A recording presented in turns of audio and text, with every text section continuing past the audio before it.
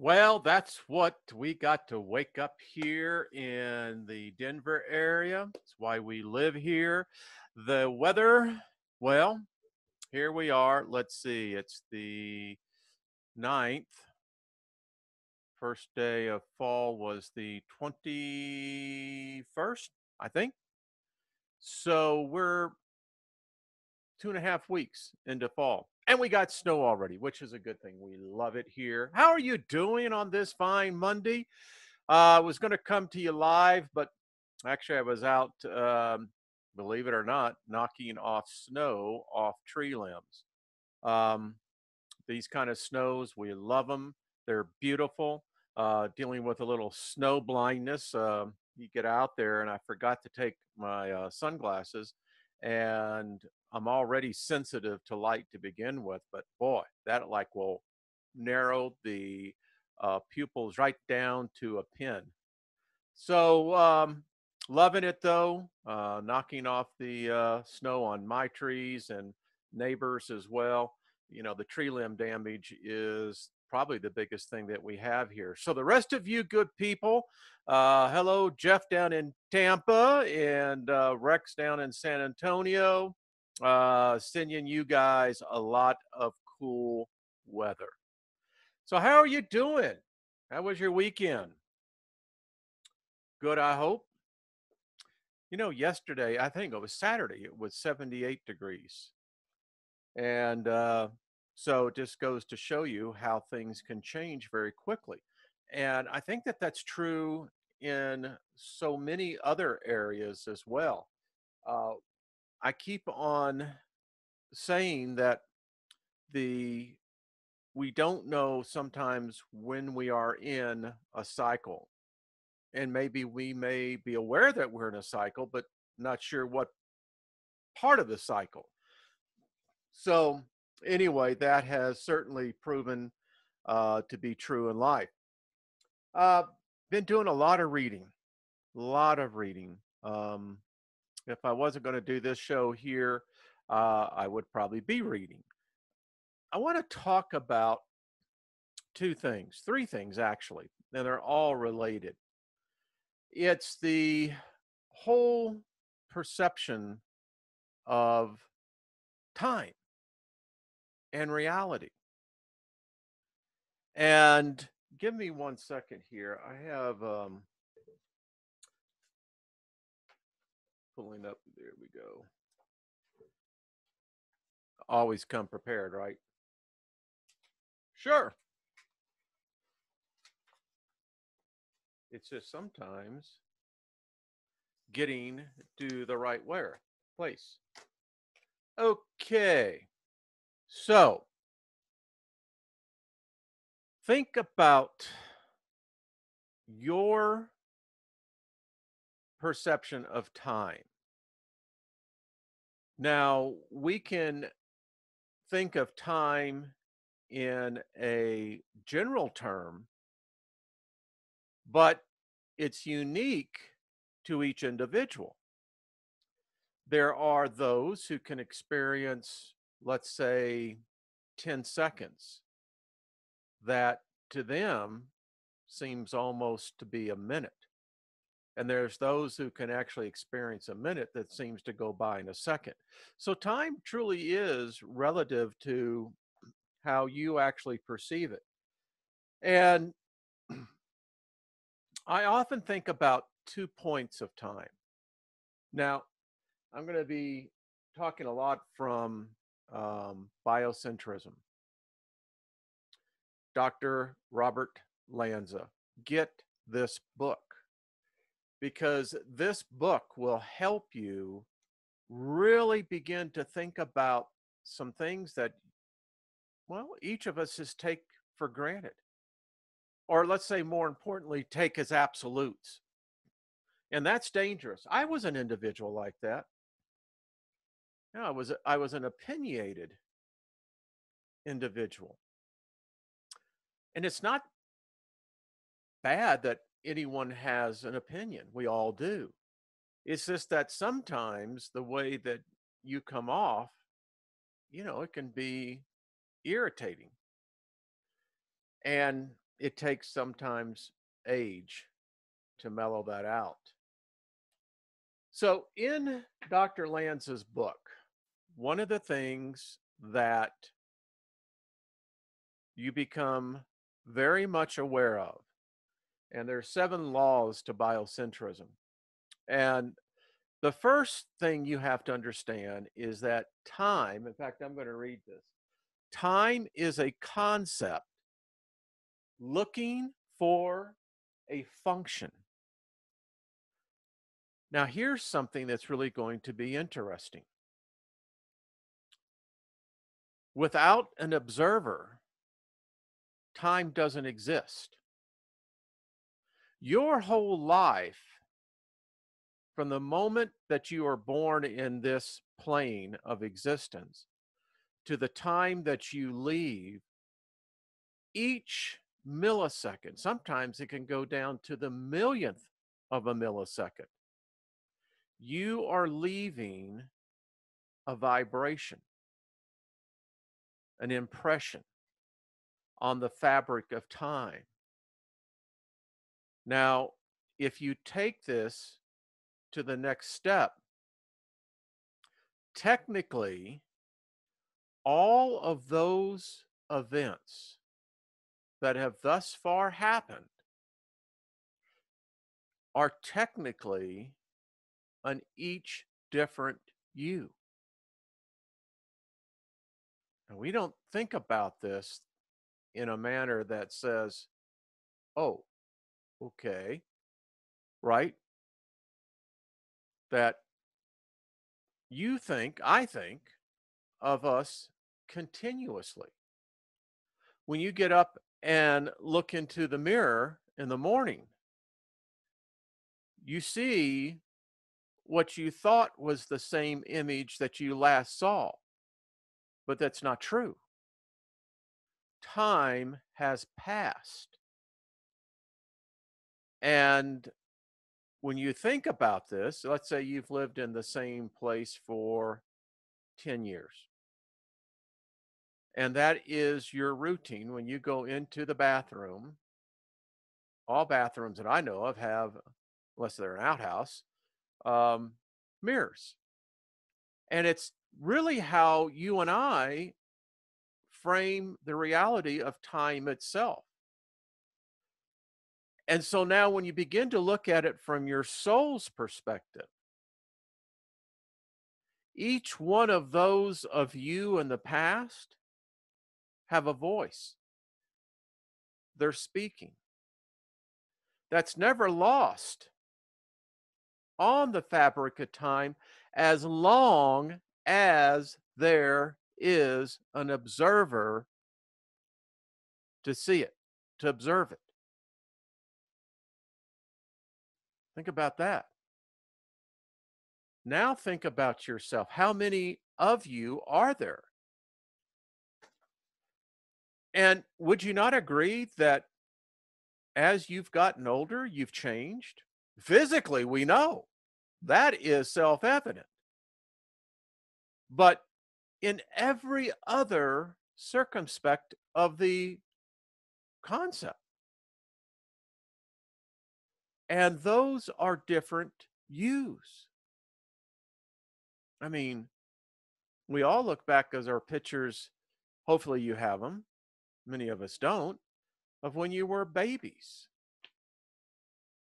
And as you get older, if you are fortunate enough to get older, that's what's so lost today. Our society, in how it's so shallow and superficial, looks at old age with disdain. And that's the perverseness of our reality, because actually it should be the other way around. Our society should uphold our elderly as honored citizens and be revered as such.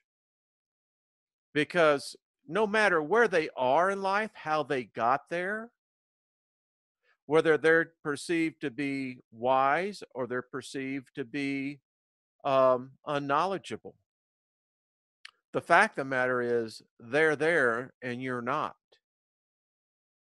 And you may never be able to get there. So we really should think how we look at the elderly. So we've talked about now that time requires an observer. Otherwise, time doesn't exist. I'll prove it to you. There was a man who was in the prime of his life, 28. Yeah, it's amazing, isn't it? Prime of your life so early in life. And this individual was well known and well respected by all those who lived around him. It was said that this young man was exceptional in his virtues, in his character. And one day, as the man was walking, he died. Tragic, tragic shame, isn't it? What? You want me to tell you how he died? Well, I don't know how he died. I don't even know where this guy lived. I just simply made up a story about someone that lived probably about 1,000 years ago. Now, you can't prove me wrong. How do you know I wasn't reading somewhere that I'm just not telling you? How do you not know that I plugged into that record? Because I'm an observer, but here's my point. Whether that story is true or not, it doesn't matter because there's no one there to observe that young man's life and even those of all that lived around him. So, in essence, they didn't exist. I mean, isn't that so true about many things in history? Think about it. Your life. Now, if there isn't a record like this that we're, and I'm sure that since this is kind of the digital, it's energy being broadcasted, it'll go out into space from ever. Who knows? Maybe a race out there that has ascended to the point of knowledge and understanding where they can actually collect these records. And so I, R. Wayne Steiger, will be remembered forever. Actually, that's how worshiping gods work the same way. My point is to that fictitious or probable story of that young man, in so many cases, never existed. And in fact, without a record, maybe our very origins no longer exist. We can't remember them. We can't point to them in time precisely. No one can do that. Now, even carbon 14 is now of no value in dating accurately. If the truth be known,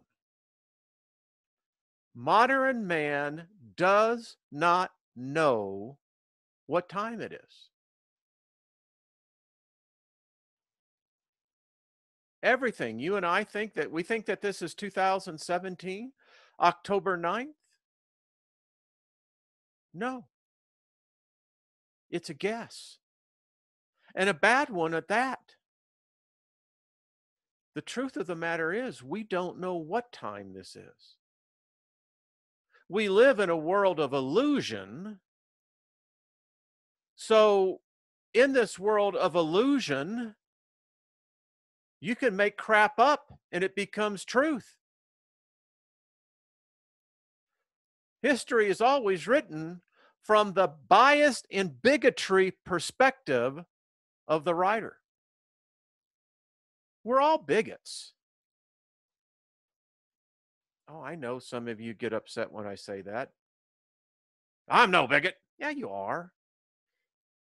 You're raised that way. We all are. Now look up the word bigot and you will see that it defines what so much of our core image has been. If we weren't, we wouldn't be having the issues that our species is having amongst the races. And it sets a bias that prevents us from ever seeing alternative possibilities. So, getting back to the point, we don't know. We don't know what day it is. We've made this up. And then, if you look at whether it's a Gregorian calendar, the Julian calendar, I mean, the Hebrew calendar, none of them are in sync, and none of them can actually validate with authenticity that they're right. Now, you think about this. That really messes everything up for us.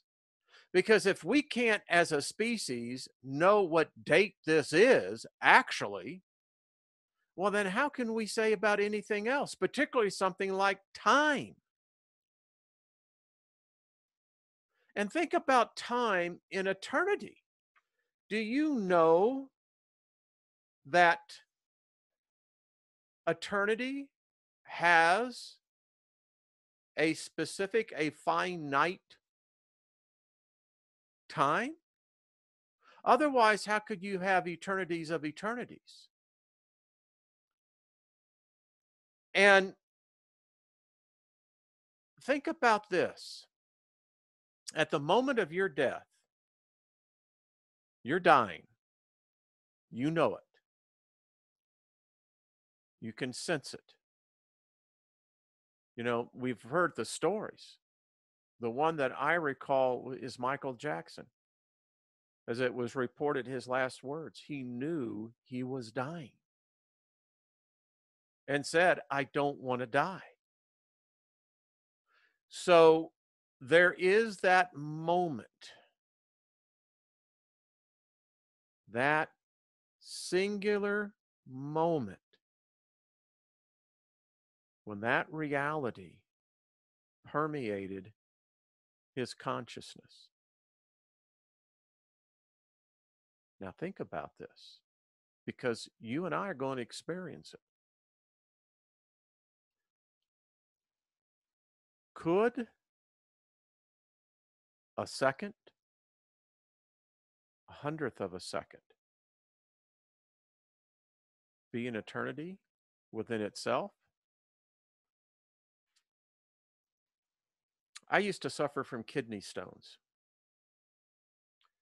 And although I can't remember the pain, the brain can't remember pain.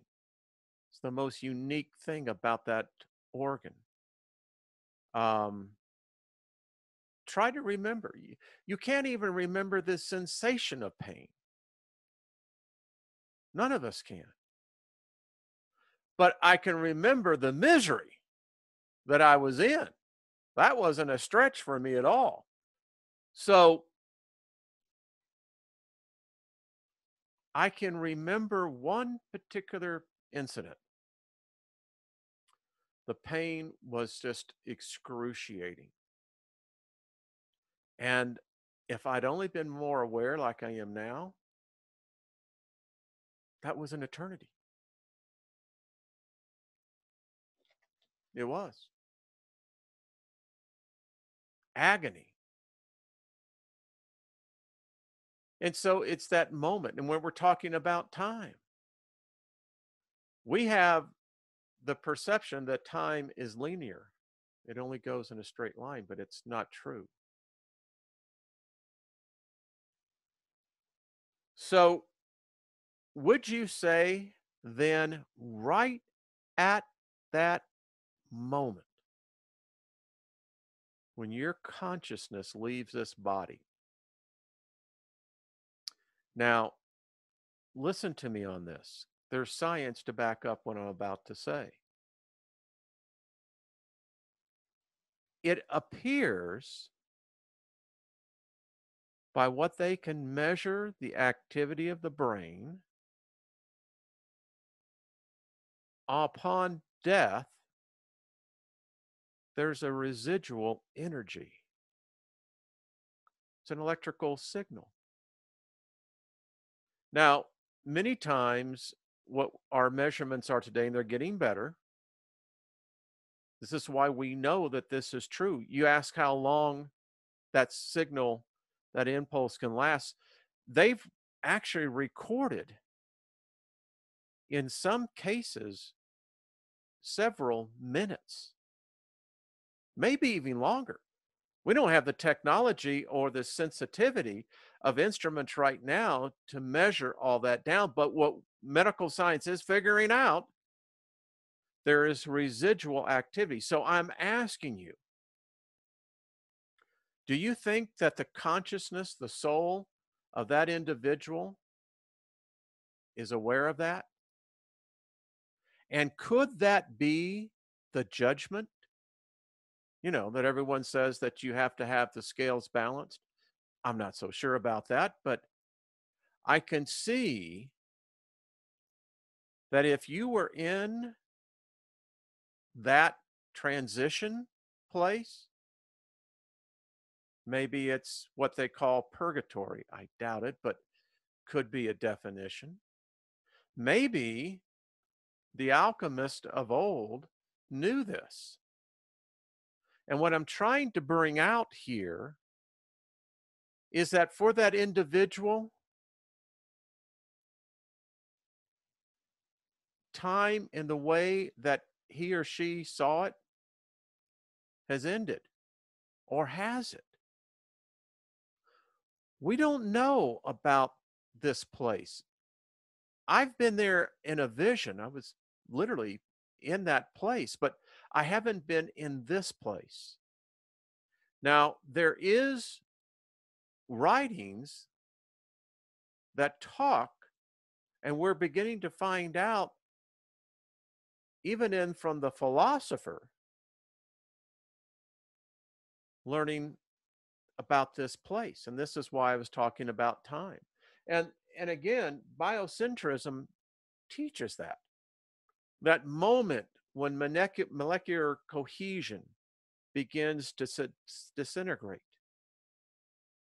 Now, from what I had been taught and read, it was instantaneous. I was talking a blinking of an eye, but that's not true.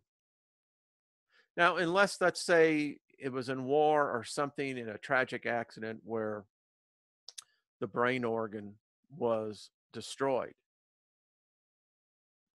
I think even then, in that moment, could be this place as well. And apparently we all go there. Now, I don't know what happens after that. We all hope for a best case scenario. But I just thought that that would be something to really think about today. That, you know, imagine if you're so well prepared for your departure. This is the way it should be for all of us, that by the time we exit out of puberty into adolescence, this should have been forever settled. It allows then the soul matrix, to really advance, because you have certain foundations set. Now, with a different foundation, you have a whole different type of architecture. I believe that our societies, our races, would be unified in the singularity of that understanding. And then we would work individually and collectively to vastly improve the evolution of our consciousness. So let's just say that an individual was well prepared, understood that this was going to be a phenomenal experience.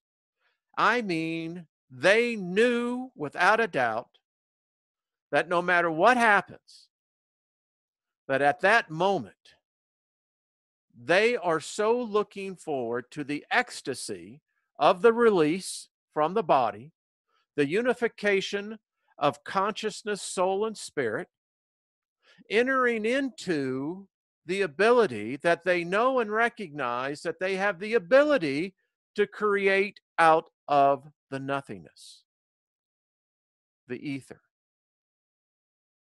That at the moment of that crystallization of thought, no matter what that period of time with the brain is, they're in there creating their reality. Because it very well may be, ladies and gentlemen, how it is here. Each of us are a spear. We are. I believe as well, each of us are a God by the purest definition. Now, we have never been taught of our royalty, of our privileges. You know, when you have privileges of the name, what gives you standing? And I think sadly that when we exit here, you exit as a spear and that you create your heaven or your hell, at least at the beginning. Now, that beginning may only be 30 seconds, may only be a minute, or it could be a billion years. Here's the weird thing about it, it would only be for you. You see, I'm not going to live in your death reality. I'll have no way of even touching that. And you won't be living in mine. And if time is relative to the observer, what are you going to measure that by? A 60-second clock? Really? What are you carrying one with you? Do you think there will be the same time? So imagine this, billions and billions and billions of eternities individually. I think that's what it very well may be, folks. Each of them living their own eternities. And if you haven't been taught here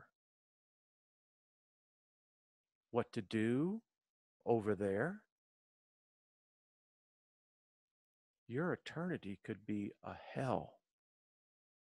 And a hell only because you're counting on someone else being over there waiting for you, going to protect you, going to comfort you, going to teach you.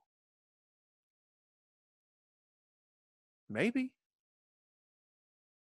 But what if not?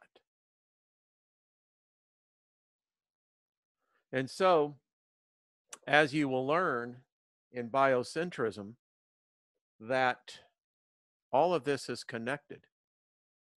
And I'll tell you the amazing thing. Hold on one second here. I want to show you something. So, check this out. This is the tree of life.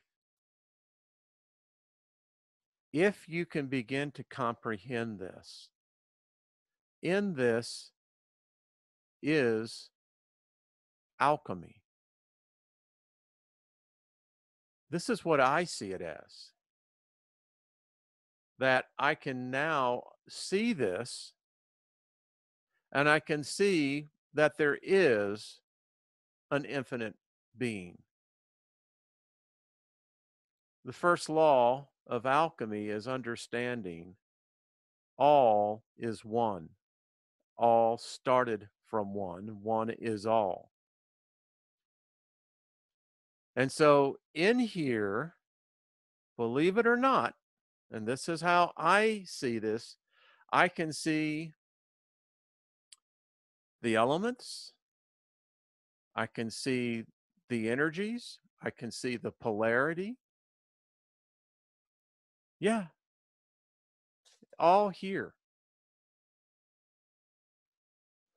So, anyway, these are the things that I ponder. These are the things that I study. And I just thought I'd share them with you. I couldn't think of a better day on a snowy Monday to share some shallow thoughts with you, because they are shallow. I mean, I can't wait till I've shown myself to get into the deep thinking. I'm finding the shallow in to be very invigorating, definitely. So I will be having Tamu on tomorrow night live. I'm also going to be doing a interview um, with a very special guest that I will be posting probably on Wednesday, Barbara Osgood. And I hope that you look forward to that interview. I know I am. We're going to learn some things, folks. Barbara is there's very few like her. She is a master, and I, for one, am looking forward to it. All right, have yourself a good rest of the day. Remember, you are a sovereign, sentient, intelligent being. Now, our purpose was never to be put here to have to endure the thousands and thousands of years that we just have never figured it out.